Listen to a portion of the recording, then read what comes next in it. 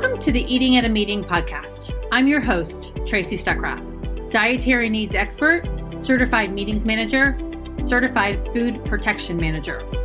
I have searched the globe to find people and businesses who are creating safe, sustainable, and inclusive food and beverage experiences for their employees, guests, and communities.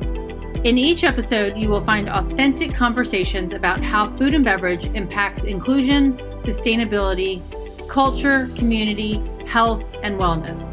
I know that sounds like a lot, but we're going to cover it all.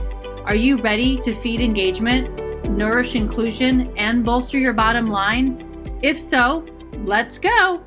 Hey, everybody, and welcome to another episode of Eating at a Meeting. And I am with these two lovely ladies this is Hailey and Amy, and they are with Crêpes, Latte, and they just sponsored my keynote presentation at the Healthcare Convention and Exhibitors Association annual meeting. And they're with Crêpes Latte, CEO and Director of Sales. And I wanted to introduce you to them and talk to them about healthcare meetings and trade shows and how they manage food and beverage for their clients in trade show booths.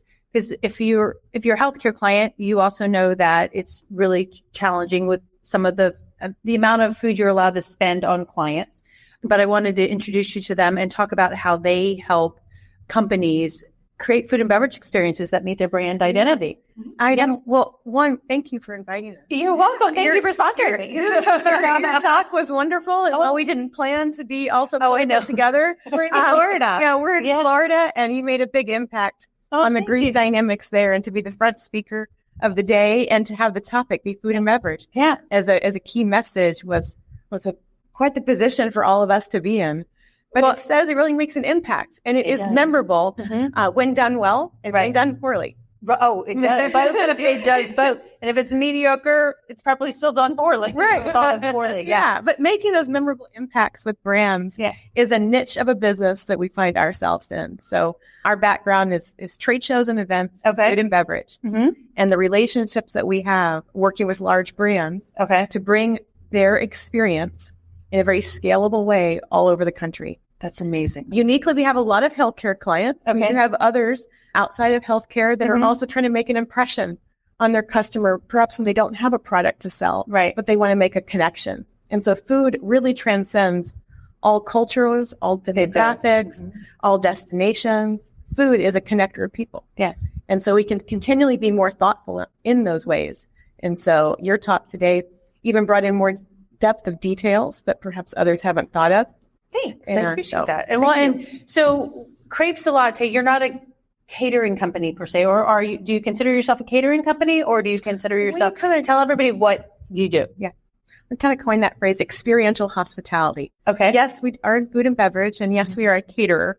Specifically, we focus on the trade show audiences. Okay. Elevating that experience. So above and beyond your traditional concession type menus. Okay. That our menu and our offerings differentiate from anything else on the show floor. Okay. So about 50% of our business is cappuccino. So we have lots of equipment. Okay. And then we also do lots of savory food and sweet food, mostly all small bites. Okay. So that 2 to 3 bites is a taste. It's not a meal. Right. Take away from concessions. And then when done really well, it ties back to the customer's brand. Okay. And so that it's a thoughtful selection based on their campaign, based on the region of the show, or based on their audience, that it makes a connection. And sometimes it's just really tasty, but those connections are really fun to work within. Yeah. And some of the audiences that we support are very specific, whether it's healthcare needs or their patient profile, or what have you. Well, and one of the things that I brought up today was I showed my video from my friend Erica from Celiac and the Beast, who typically goes to healthcare conferences with celiac disease and can't eat.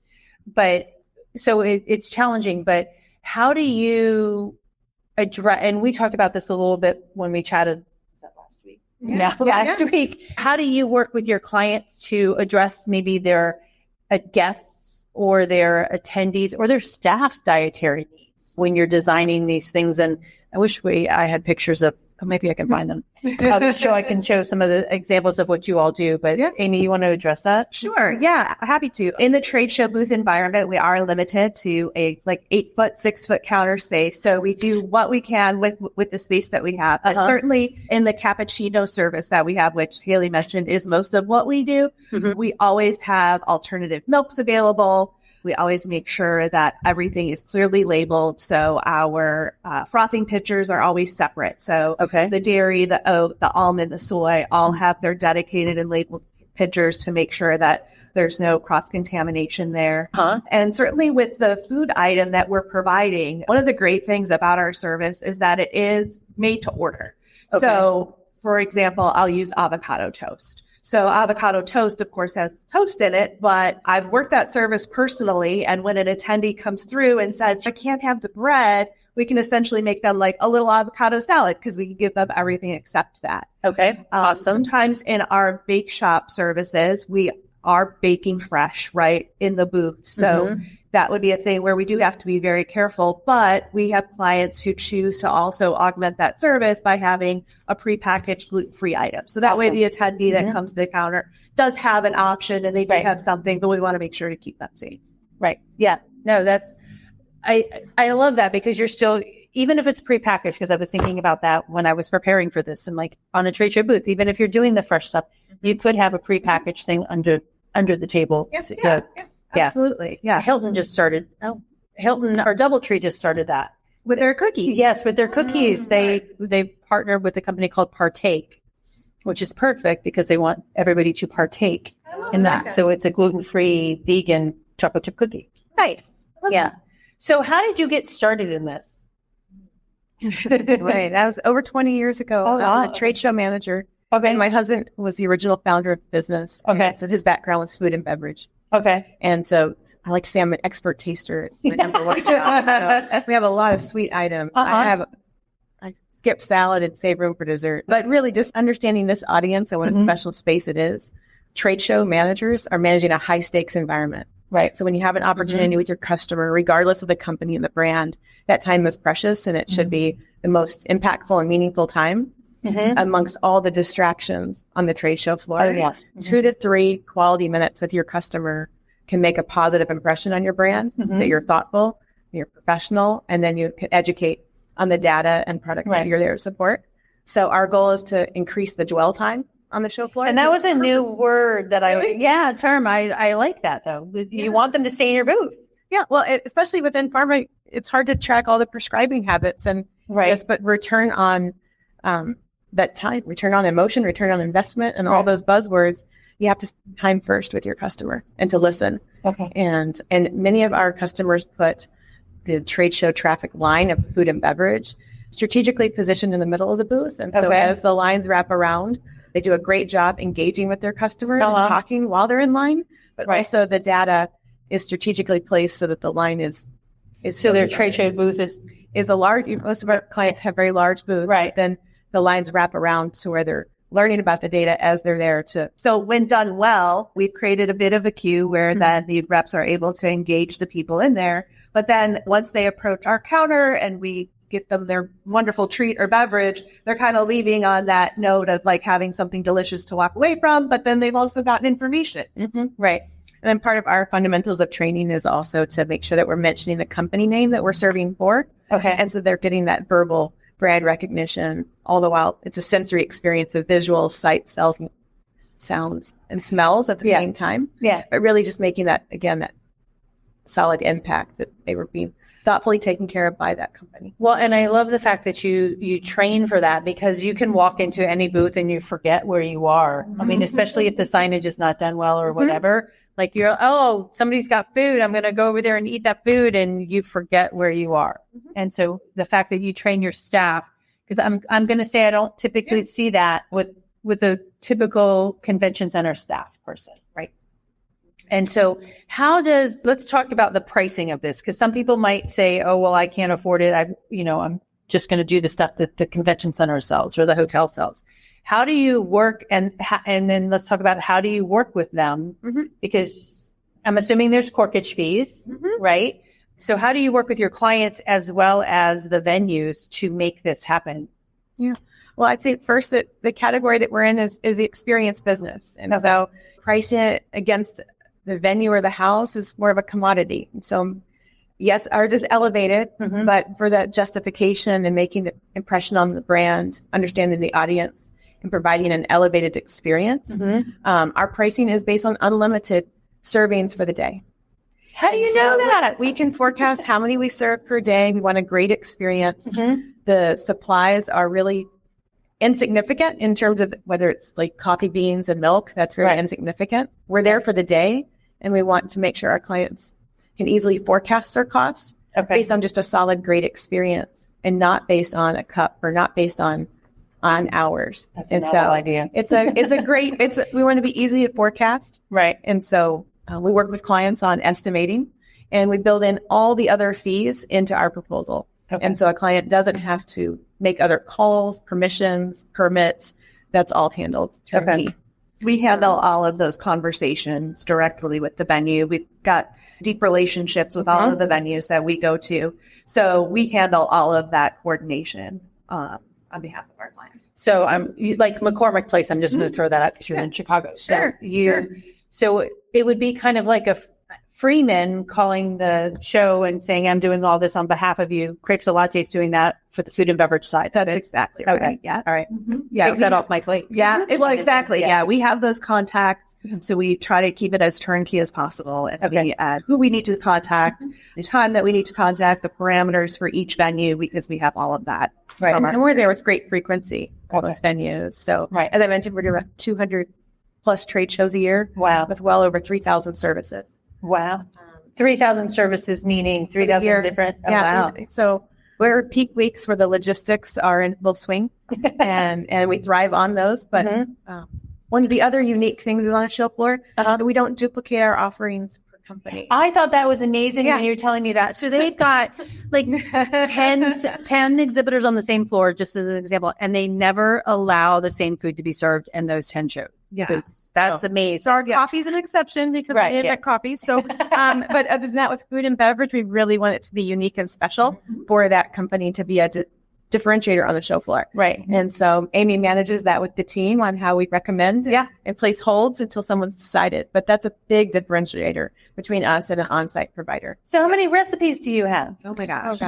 Hundreds. Hundreds. And we do try, just to use cappuccino as the example. Yes, we might have multiple of our clients who offer cappuccino, but we differentiate that by the machine type, by the additional flavor. They'll have a special flavor that no one else will have on the floor, as an example. Same thing with some of the food items. There might be two clients that have crepes, but one has a Nutella crepe, another one has a strawberry creme anglaise, for example. Okay. Wow. I mean, just having that and holding them so nobody gets the same one that's pretty amazing but unique. And I like the idea that it adds another level of experience for that guest coming into that show floor and not having to they're going to go to the concessions at some point to probably eat, but having that experience. So give me a challenge that you've had from one of your clients that was like, you're like, oh, what are we going to do? And then how did you solve that? I think for just a moment. But in general, all of our clients are high touch experience. Okay. And so whether something was difficult or not, every single client we have has very specific details that they want to address. And we work with our clients on an annual basis. So we're based centrally in Chicago, but all of our events are held all over the country. Okay. And so some of those best signature brand experiences travel with the client, with the show. Okay. And so once they have an idea, in many cases that is signature to their brand, and that's what they want to be known for, and it tells their story, and it goes to a circuit of shows for that company. Okay. And so that's really good experience. Can you think of anyone that came to mind? Well, I mean, if they can bring us in as early in the process as possible, it gives us time to test things in the office. We have a kitchen where we test things. I guess most recently one I can think of, one of the ways that clients like to customize their experience is through their brand colors, right? They want to bring the color in. So I had a client who wanted to do a very deep purple, and they wanted their smoothie to be very deep purple, which we can achieve that color, but it's going to leave attendees' mouth stained, right? So we had to adapt for that. So we landed on a custom sticker on the clear cup and those color sprinkles. So that way they're still going to have the delicious frozen coffee. It's going to have the brand colors brought in the sprinkles. We're not going to have the whole drink be something that people don't want to drink. So, yeah. So, I mean, anything is possible, and we love to get creative, and we have a great team that we can do what we can to adapt to those things. Sometimes people want to have a food like in the shape of their logo. So we can adapt for that by putting a stencil on top of the brownie. So we can't make the brownie that shape, but we can make the brownie and put the stencil with your logo on top of it. And I've seen cookies done like that. Exactly. Yeah. There's amazing food printers now that we can print right on fondant and put it right on the cookie or the cake or the drink even. Okay. I have to think about one experience where we had a client that their medication went to an injectable format.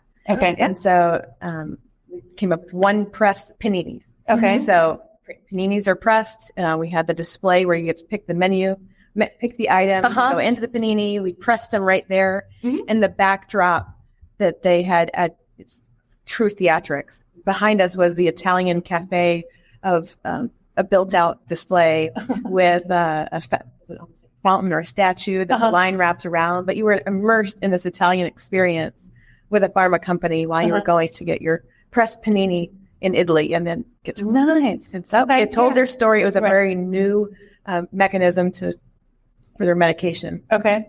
Awesome. It's really fun to see how our exhibit house partners build the booths or build our counters around our experiences. In New Orleans, one of our most popular services is beignets. And so we had a whole little beignet cafe one year and it's so fun to see it come to life. They're really good about making sure that we have what we need and then just building around that little. Okay. So, and on a couple of things that come to mind when you say that. So you're based in Chicago and you're going to New Orleans. Sure. You told me in advance that you buy all of your ingredients when you get on site. The perishables. The perishables. Yes. So you're making fresh beignets in the booth. Yeah. So you have an oven and everything there? Yeah. So those are actually deep fried. So these are a great example. Okay. We buy our batter from Café du Monde. Okay.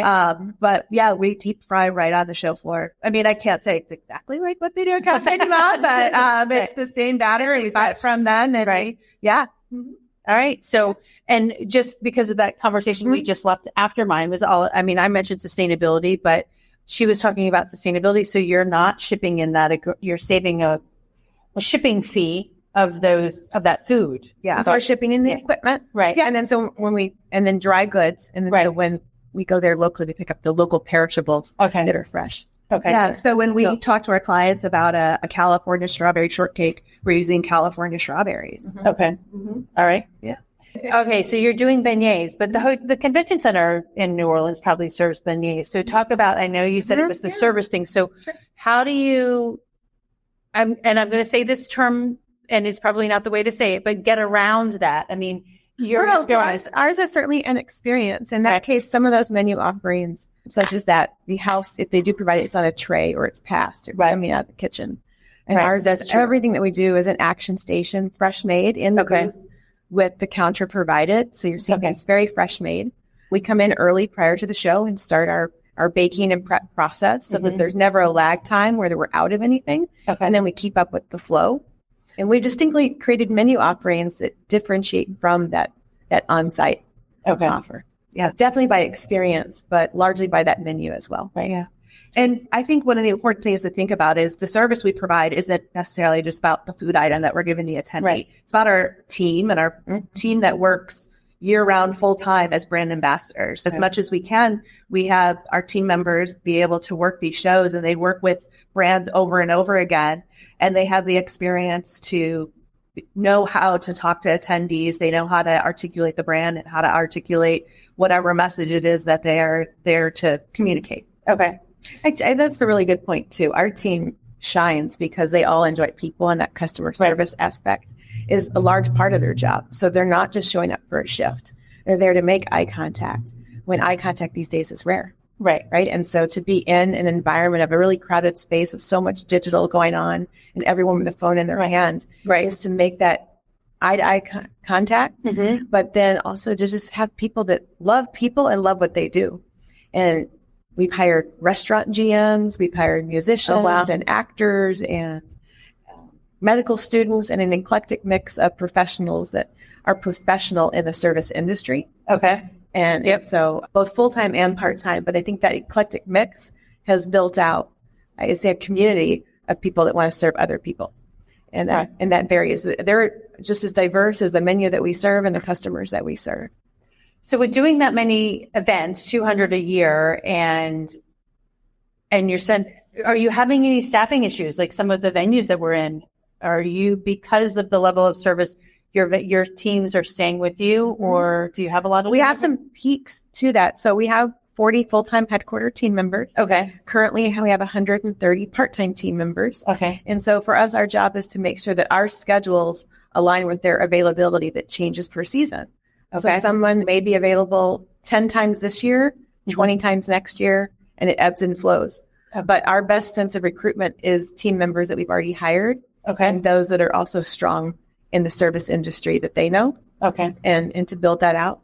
Our peak week back in June, our busiest week of the company history, we had events in 5 states overlapping. Wow. Over 80 services going on simultaneously. Wow. With 500 shifts of people in those different destinations.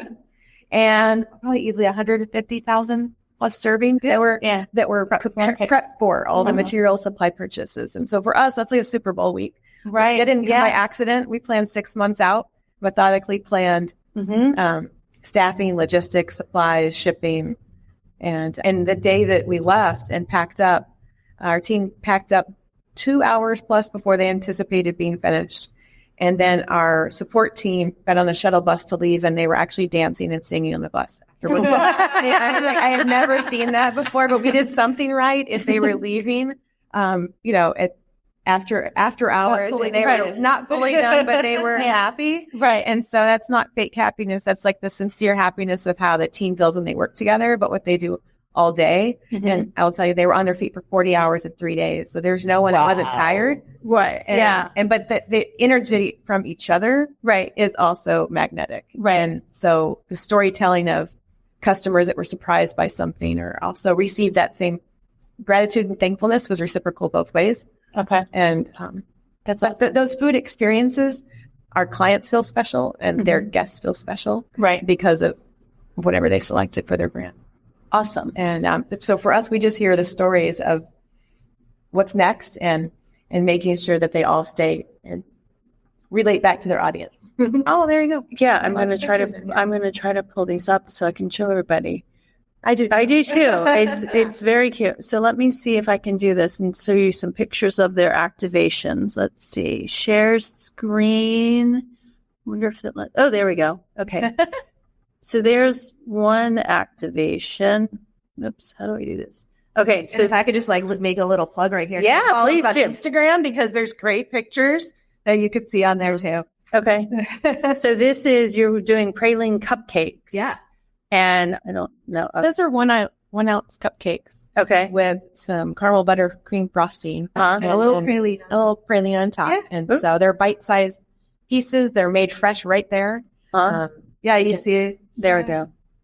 Okay, and they're made fresh in that easy bake oven? Take them out of the compact convection oven. Okay, professional easy bake oven. Yeah. Okay, all right. And then we actually have cooling racks up above, but it takes a very small footprint of space. Okay. And on the other side, we had cappuccino. And so this line right there, again, wonderful strategic position here, because as they were in the line, the sales team members were talking to them. Okay. They had coffee and a cupcake in both hands, and then all the data was supported, strong visuals right behind. Okay. Awesome.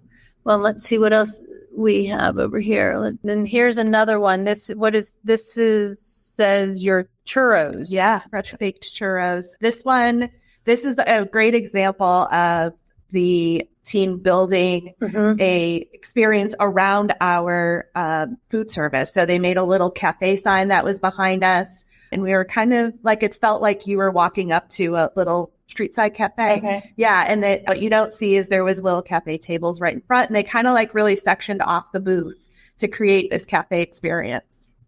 That's so interesting. Very much a cafe in the middle of meeting rooms that were on the outskirts. Yeah. Their brand colors are red. Right. So we selected a red machine, and then the graphics on the churros are also their red. That's just to match their brand. So I never had a booth this big to do this. So you need some real estate. Yeah, you need some real estate. Yeah. Might you be an expert taster for our next show. Yeah. To go. Yeah. So, and I'm only bringing this name up because I saw them in there and I've worked with them before, but Zarnowski. So like you work with Zarnowski to design this, and that means that trade show manager is really bringing you in way early. Yeah.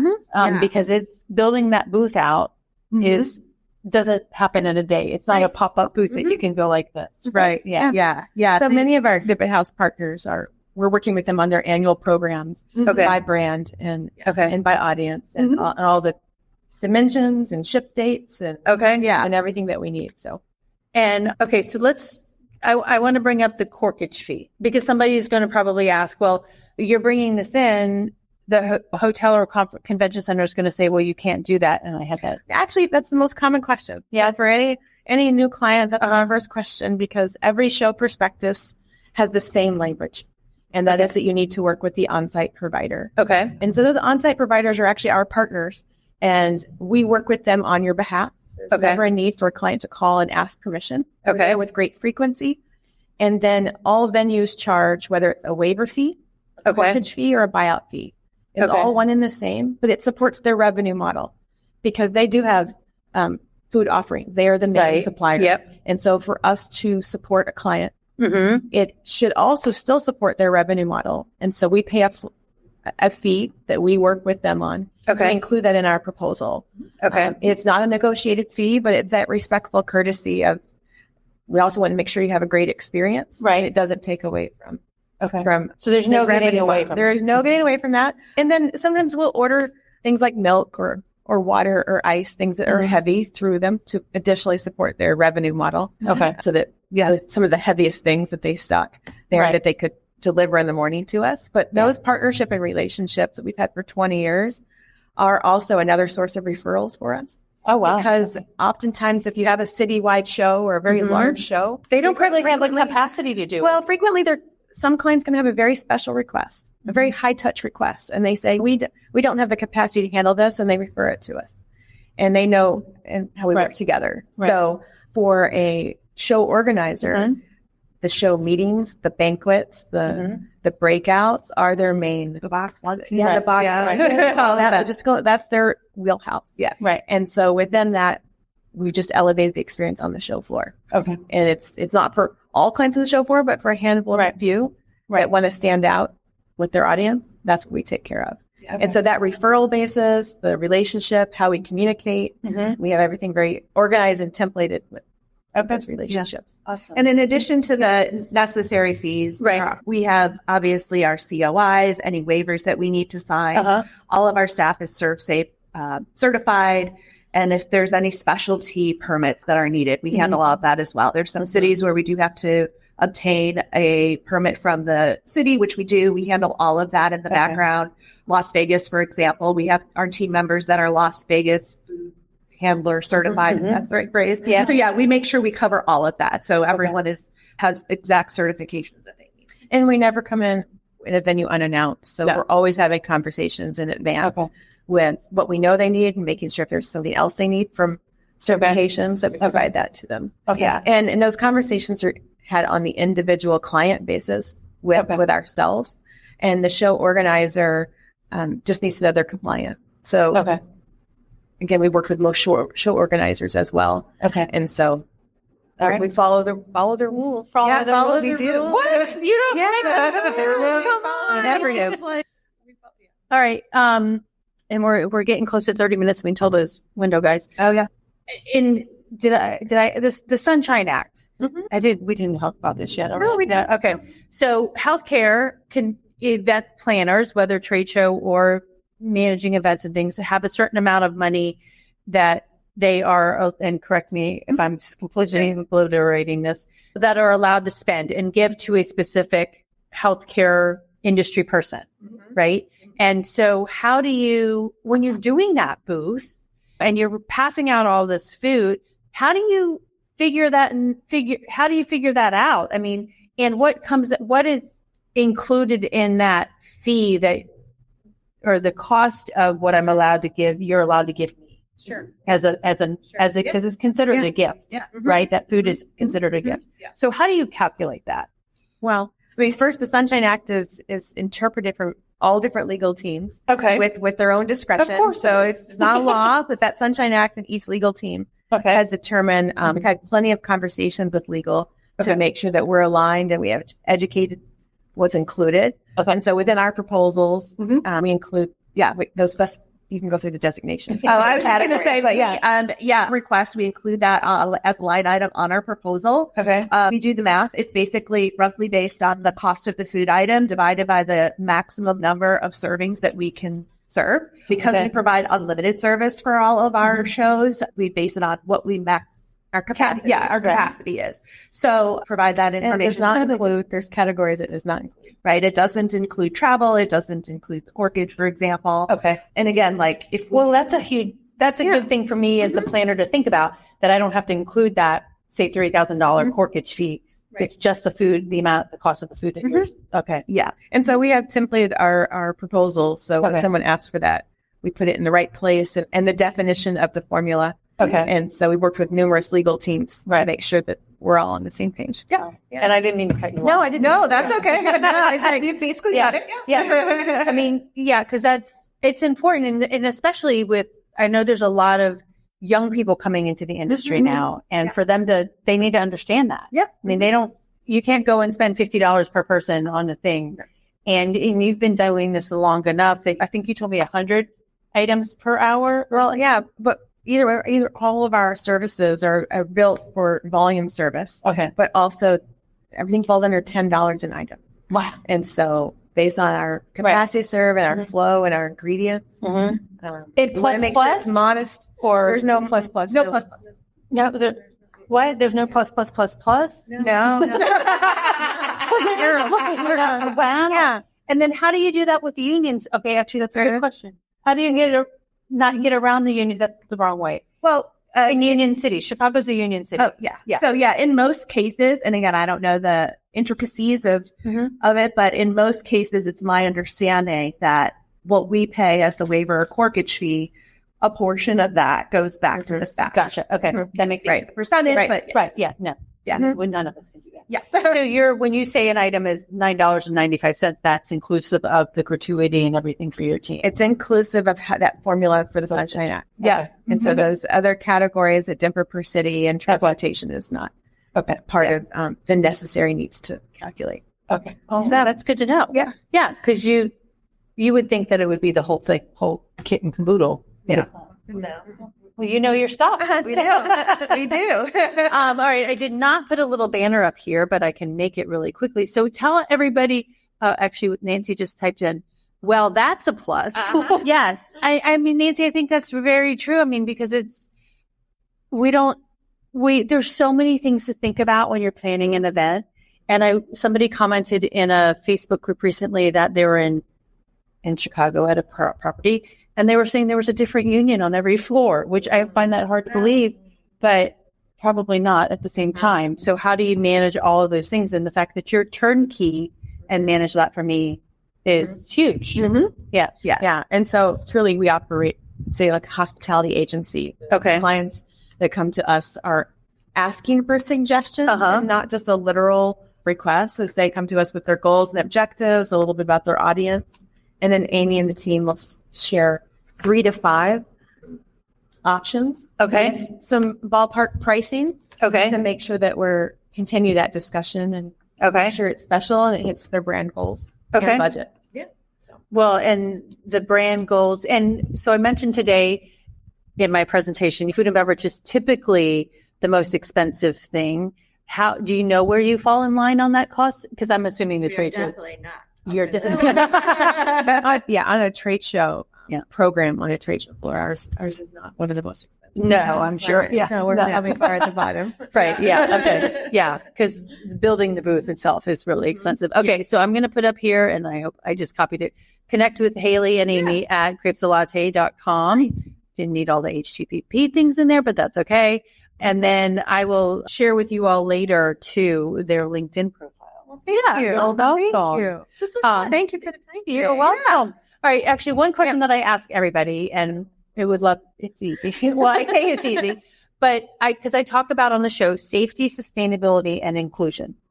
So how would you answer that question? What does a safe, sustainable, and inclusive food and beverage look like to you? That's a great question. Well, I think we already talked about safety. Our team is all ServSafe certified. We work within a very small footprint, but we do everything within that footprint. So we refrigerate items. We have our sanitation all in the booth. So we do require a little bit of storage, but it's for good reasons. Sustainability is something that we talk about all the time. You mentioned and showed some pictures in your presentation, so thank you. We've moved to 90% of our services we use either bamboo items or cups made of corn. So we've really made a big transition in our vessels. Additionally, because all of our services are unlimited and essentially made to order, it reduces waste because we're not making 1,000 pieces when we're only going to serve 600. So if we make what we need, and then we can either donate or take back home with us the rest of it. Okay. And then inclusion, we really try to be mindful to be able to modify whatever the item is to the best of our ability within that 6-foot footprint for whatever the attendee in front of us is asking for. Yeah. Okay. Thank you. You're there. Do you have any other additional thoughts on that? Great. Yeah, I mean, and all those things play into each other, and it plays into that experience because you never know what somebody's gonna, sustainability wise or whatever, inclusion wise or safety wise, really ask the questions. And if your staff is trained on ServSafe and they understand that they can answer the questions. Yeah, exactly. Yeah. Cool. Is there anything that you want to tell everybody here that you haven't touched on that we haven't asked? Because then I did like you, and just on the sustainability portion too, they have a really good fact sheet that they provided me on things that they've done corporate wise, the recycling program in the office, not printing. It was something about paper. We've reduced our paper use in the office. Okay. Yeah. All right. And a couple of other baby things. steps, but it's important things that we're doing. It is baby steps. And the speaker after me was talking about that too. You can't do everything at one time. Right. Do one step at a time. Yeah. And when you're traveling across the country, it's hard to figure out how to do that. But I think you're taking the right steps. Well, I think, Linda, there's always just refinement. So we're always looking to refinement. Yeah. Right. So even coming to a show like this or hearing your presentation or the next one, it always keeping that open mind to say, this is what we do today. And when we haven't thought about another angle or another adaptation, wanting to always integrate more. Yeah. So, and we want to be collaborative too. Yeah. It's not just about like, here's the things that we offer. We want to hear back from our clients to see what they want, what they need. And we want to work with them to create the experience, not just provide a menu. Right. Okay. Awesome. Thank you, ladies. And here is their, I'm going to take all that other stuff out of there real quick. Their website address again, so you can reach out to them. And we will, hopefully I'll see you at some show floor. I don't do any healthcare ones, but you never know, right? To come out and exactly. Yeah. So everybody, thank you for listening. And Nancy, always great to see you and chat with you. And until next time, stay safe and eat well. And I will be back in the office next week. Talk to you later. Thank you. Thanks. Thanks for listening to the Eating at a Meeting podcast, where every meal matters. I'm Tracy Stuckrath, your food and beverage inclusion expert. Call me and let's get started right now on creating safe and inclusive food and beverage experiences for your customers, your employees, and your communities. Share the podcast with your friends and colleagues at our Eating at a Meeting Facebook page and on all podcast platforms. To learn more about me and receive valuable information, go to tracystuckrath.com. And if you'd like more information on how to feed engagement, nourish inclusion, and bolster your bottom line, then visit eatingatameeting.com.